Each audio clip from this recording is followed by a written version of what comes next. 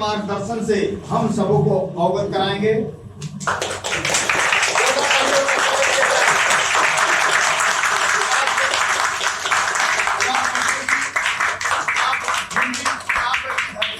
आप यहाँ मुंबई में आए हैं, आपका तहे दिल से स्वागत एवं हार्दिक नंदन वंदन अभिनंदन किया जाता है। आप इस संगठन में आकर हम सबों का जो है मान सम्मान बढ़ाया है, आपका तहे दिल से स्वागत है। आप अपने विचारों से हम सबों को अवगत कराएंगे। ग्राम प्रधान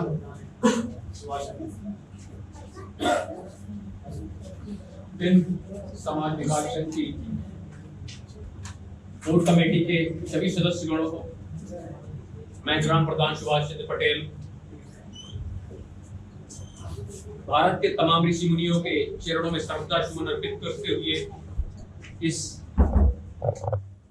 संगोष्ठी की अध्यक्षता कर रहे इस वित्त विकास संघ के अध्यक्ष माननीय डॉक्टर शेखर दिन जी को और उनके पूरे टीम को, उनके इस कोर कमेटी के समस्त सदस्यों को नंदन वंदन अभिनंदन एवं स्वागत करता हूं। भारत की रीढ़ कहे जाने वाली आर्थिक अर्थव्यवस्था की इस पावन नगरी में आप लोगों का स्नेह प्यार दुलार आकर के मैं अपने आप को गौरवान्वित महसूस कर रहा हूं। आशा करता हूं कि निकट भविष्य में भी आप लोगों से मेरा मुलाकात होती रहेगी। मैं हमारे काफी पुराने दोस्त हैं राजकुमार जी, जो आप वित्त विकास संघ के मीडिया प्रभारी हैं।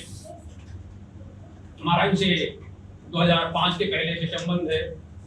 मैं 10 साल से ज्यादा फॉरेन में रहा हूँ as a senior document controller. एक अलजाबर कंपनी है, तो मैं उसका सीनियर डॉक्यूमेंट कंट्रोलर हुआ करता था 2005 से 2010 तक। लगातार 10 साल तक मैं दुबई में रहा और आपके संघर्षों का, आपके संगठन का अभियुक्त एक अंग बनने की कोशिश कर रहा हूं। प्रेरणा लूंगा आप लोगों को। जैसे महान लोगों की उपस्थिति इस प्रांगण में, जहां लोग अपने के लिए आप 1700 किलोमीटर दूर आकर के अपने परिवार का पालन पोषण करने के लिए यहाँ आए हैं, फिर भी आपको अपने परिवार के साथ साथ आपके अपने समाज की भी चिंता है। ये गर्व की बात है, हमें गर्व है आप पर कि आप समाज के लिए चिंतित हैं और निकट भविष्य में आपके लगाए हुए ये पेड़ अच्छे फल देंगे, ये भी मैं आप लोगों से एक कल्पना करता हूं, आशा करता हूं। किसी भी समाज के संगठन की एकता की आवश्यकता क्यों पड़ी? हमारा देश सदियों से एक सोने की चिड़िया कहा जाता रहा है। इसमें अनेकों प्रकार के धर्म के लोग, संस्कृति के लोग आते रहे हैं और आते रहेंगे। सभी अपने क्रियाकलापों से, अच्छे कर्मों से आगे बढ़ रहे हैं, आगे जा रहे हैं। और मैं इस संघ के माध्यम से, इस संगोष्ठी के माध्यम से, इस सम्मेलन के माध्यम से आप सभी से ये शपथ लेना चाहता हूं कि ये दिखावे का मंच मत करे, ये संगठन दिखावे का ना हो। आप इसके मूलभूत गहराइयों में जाएं। किसी भी स्टेज के लास्ट पायदान पर जाने के लिए आपको पहले पायदान की आवश्यकता होती है, तो ये आपका निचला पायदान है। यहां से निचले पायदान से उठ करके आप टॉप पर जाएं। मेरी ये शुभकामना है।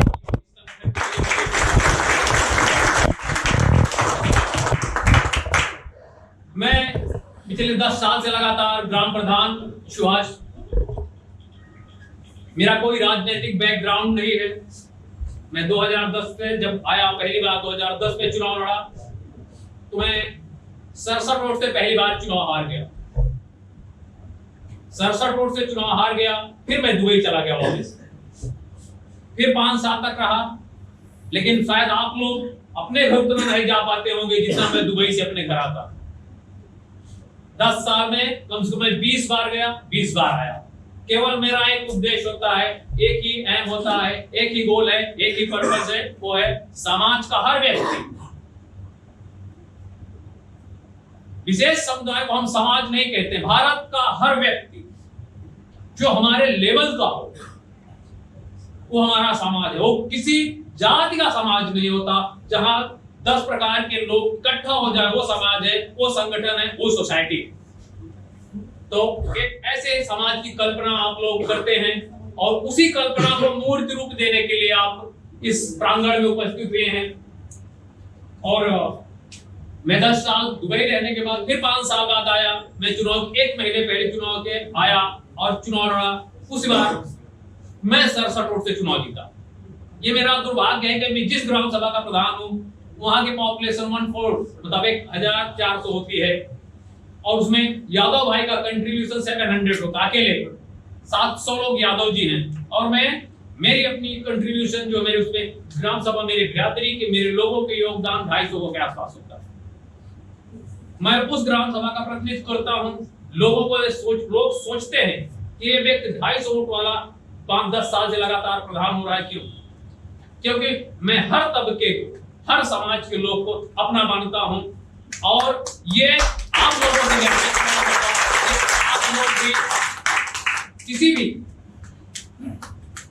देश के विकास की रीढ़ होता है वहां का हर व्यक्तियों का आर्थिक उदय। जब भी जिस देश की आर्थिक नीड अच्छी होगी, आर्थिक सोच अच्छी हो गई, वो देश डेवलप करता है, विकास करता है। इसी प्रकार एक देश के विकास में उतना योगदान आपका हर व्यक्ति का उतना योगदान है देश के विकास में जितना एक बड़े व्यक्ति का होता है। नीचे के तबके से लेकर के ऊंचे तबके के लोग का सेम विकास में वही कंट्रीब्यूशन, वही योगदान होता है। इसलिए मैं चाहूंगा कि ये जो आपके साथ मूलभूत आवश्यकताएं हैं, इस संगठन के जो धुरी होती है इसमें 3 चीजें बहुत महत्वपूर्ण होती है: संगठन, संस्कार और सम्मान। अगर इस संगठन को चलाना है, इस संगठन को चलाना है, इसमें आपको समर्पण, संस्कार और सम्मान की आवश्यकता होगी। किसी भी समाज के गठन के लिए संगठन का आवश्यक होना है। उसमें शैक्षिक संगठन होते हैं, राजनीतिक संगठन होते हैं, अनेकों प्रकार के संगठनों को बना करके जब एक नए समाज की, एक नए विश्व की कल्पना की जाती है, वो होता है सामाजिक संगठन, जिसकी दूरदर्शिता डॉक्टर साहब के मनोभाव में 2005 या 2010 में जब भी आई हो, मैं और मेरे अपने समाज की तरफ से डॉक्टर साहब और उनकी समस्त टीम का हमेशा अनुकरणीय रहूंगा, ऋणी रहूंगा कि आपने अपने समाज के बारे में ये दूरदर्शिता लाई। और निकट भविष्य में मैं इस संगठन का सदस्य होना चाहूंगा और सदस्य होकर के मैं इस संगठन को डॉक्टर साहब की कल्पना के ऊपर वाला संगठन बनाना चाहूंगा, जिसमें आपका आर्थिक, राजनीतिक, सांस्कृतिक और सामाजिक सभी प्रकार के कंट्रीब्यूशन की आवश्यकता होगी, योगदान की आवश्यकता होगी। ये संगठन निरंतर चलता रहे। इस संगठन में आप लोग, मैंने जैसे बताया थोड़ी देर पहले कि आप लोग यहाँ अपने आप की काउंटिंग ना करें। 1000 कुत्तों के फौज होने के बजाय आप 10 लोग रहिए, शेर की तरह रहिए। उनको लगे जैसे आप आज यहाँ से जा रहे हैं, ये कहिए मैं बिंद समाज संगठन का ये सदस्य हूं, मैंने इसको ज्वाइन किया। एक आदमी को, एक व्यक्ति जाकर एक व्यक्ति को जोड़िए। ये हॉल अगले बार आपको इससे बड़ी हॉल बुक करना पड़े। जब भी आपका ये मंच जो बनता रहे, जब भी आपकी मीटिंग हो, इस 100 के बजाय अगले बार जब आप आए तो इस हॉल में ना रहें, इससे डबल हो, तब समझिए कि आपका संगठन काम कर रहा है। अगर इन्वेस्ट करना, अगर आप 50 रुपए रख करके वो 50 रुपए हमेशा देखते तो आपका क्या हुआ? इन्वेस्ट करने का कोई मतलब हुआ? होता है कोई मतलब? नहीं होता है ना। तो जब आप 50 आदमी हर बार आएंगे तो फिर आपका कहां संगठन काम कर रहा है? भाई कर रहा है? नहीं कर रहा है, मेरे वजह से तो नहीं कर रहा है। संगठन का काम करने का मतलब शक्ति, एकता में शक्ति निहित होती है। जब ये बड़ा होगा तब तो हम समझेंगे मेरा संगठन काम कर रहा है। आज मैं आया, अब मैं अगले बार आऊं तो कम से कम 1 या 2 लोग को लेकर के आऊं यहाँ, तो ये हॉल छोटी होगी ना, तो मुझे बड़ी हॉल की आवश्यकता पड़ेगी, बड़े प्लेटफॉर्म की आवश्यकता होगी। तो सच्चे मन से आप लोग, जिसके पास जो भी हो, आर्थिक, मानसिक, शारीरिक 3 प्रकार की शक्तियां होती है, वो शक्तियां आप लोग समाज के लिए दीजिए। महान बनने के लिए एक आपका ये किया हुआ काम आपको महान बना देगा। आप पूरे जीवन कितना कमाएं, आप महान नहीं बन सकते, लेकिन एक छोटा सा काम कब आपके जीवन में आप कर दें, वो आपको महान बना देगा। डॉक्टर भीमराव अंबेडकर साहब ने संविधान में लिखा, उनका बच्चा खुद का बीमार था, उनकी पत्नी उनको फोन करके बुलाती है, माध्यम से बुलाती है कि आइए आपका बेटा बीमार है। संविधान क्या प्रस्तुत करना था, उन्होंने कहा मैं अपने एक बेटे के लिए करोड़ों बेटों की बलि नहीं चढ़ाऊंगा। अपने बेटे की दवा नहीं कराए, लेकिन उस संविधान को ले जाकर के प्रस्तुत किया। आज जिसके देन है कि हम लोग एक स्वच्छ वातावरण में यहाँ रह रहे हैं, तो अब क्या किया उन्होंने, ये काम किया, आज महान है, पूजे जाते हैं। पूरे विश्व के एक इकलौते ऐसा नेता है जो पूरे विश्व में जाने जाते हैं, वो डॉक्टर भीमराव अंबेडकर साहब। आप उनके वंशज हैं, उनके देश के निवासी हैं। तो मैं चाहूंगा कि आप भी कोशिश करिए। यहाँ कोई महान बन करके पैदा नहीं हुआ, महान बनना है, आपकी महान आपको सोच बनाएगी। समाज में दिया हुआ, परिवार में दिया हुआ आपका एक छोटा सा काम आपको महान बना देगा। आपको बताने की जरूरत नहीं पड़ेगी कि आप कौन हैं। मैं 20 साल से 15-20 साल से लगातार, मुझे क्या गलती थी, मैं महाराष्ट्र, उत्तर प्रदेश से महाराष्ट्र में मैं क्यों आया? कहीं भाई कोई अमिताभ बच्चन जैसा चेहरा तो हो नहीं गया कर, हेलो आप मुझे जाने, लेकिन समाज की पीड़ा, शायद ज्यादा कुछ नहीं कहूंगा, लेकिन जब मैं दुबई छोड़ा था उस समय मुझे 53,000 रुपए मिलते थे, सब खाने पीने के बाद। आपके डीएम से ज्यादा मुझे सुविधा मिलती थी। और काफी लोग होंगे, मैं नहीं जानता, लेकिन आसपास से काफी लोगों को, मैं जब था दुबई में, जिसको कंप्यूटर नहीं आता था, मैं उसको 2 महीने 3 महीने कंप्यूटर सिखाकर उसको कंप्यूटर ऑपरेटर बनाता।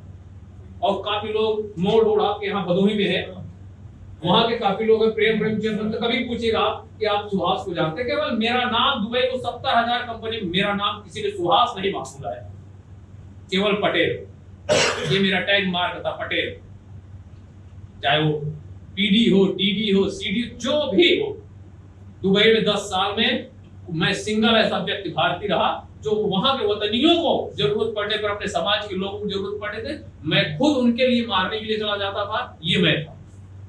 और किया किसके वजह से? समाज की वजह से, संगठन की वजह से। जितने भी प्रतापगढ़ नहीं, उत्तर प्रदेश के साथ साथ भारत का हर व्यक्ति मेरे संपर्क में हुआ करता था। कोई ऐसा राज्य नहीं है जहां लोग मुझे नहीं जानते, कोई ऐसा राज्य भारत का नहीं है।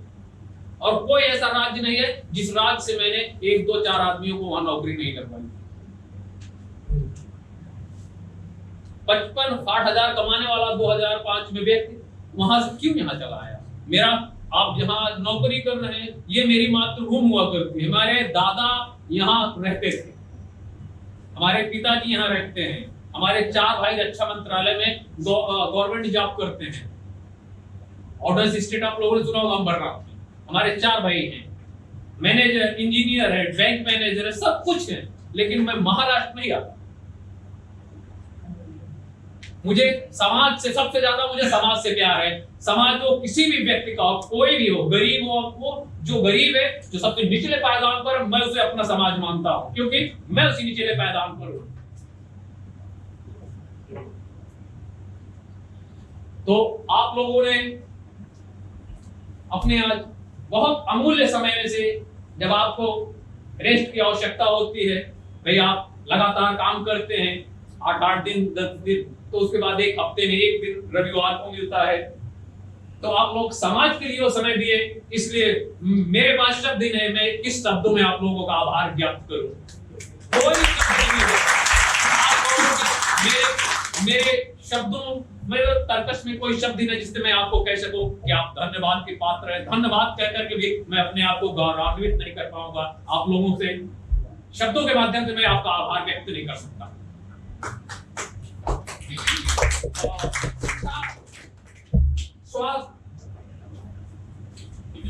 स्वास्थ्य किसी भी समाज के उत्थान में सबसे पहला योगदान स्वास्थ्य का होता है। स्वास्थ्य मानसिकता के लोग एक स्वच्छ समाज का निर्माण करते हैं। इसके लिए तरह तरह के फिजियो साइकोलॉजिस्ट लोग होते हैं। हमारे समाज के जितने भी लोग, काफी यमार लोग भी आए हैं, उन सबका मैं आभार व्यक्त करूंगा। आप लोग भी दवाओं को अच्छी तरह से जानते हैं। हमारा समाज अभी उस प्रकार से शिक्षित नहीं है, तो आप लोग शिक्षित हैं, उन्हें समय समय पर स्वस्थ होने के गुण बताएं कि आप स्वस्थ रह सकते कैसे हैं। कहने के लिए नहीं है, आप बताएं कि भाई आपको स्वस्थ रहना, भैया आपका वेट 60 किलो से ज्यादा नहीं होना चाहिए, लेकिन आप पता लगा रोजाना 150 किलो हो जा रहे हैं, तो आप उनको बताइए कि आप 60 किलो रहिए।